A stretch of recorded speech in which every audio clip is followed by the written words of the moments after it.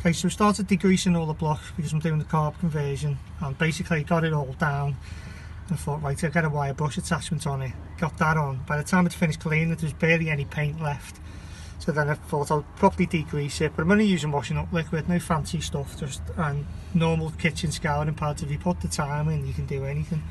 So I've done all that, and then I had this British Racing Green enamel. It is high temperature paint, and then just detailed all around all your bolts, copper washers and everything, and then just got the rest in with an inch brush.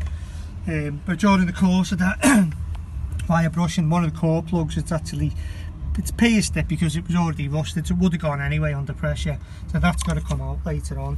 But this is where we're up to with the paint. This side of the block's basically finished, ready to refit the manifold and the carbs.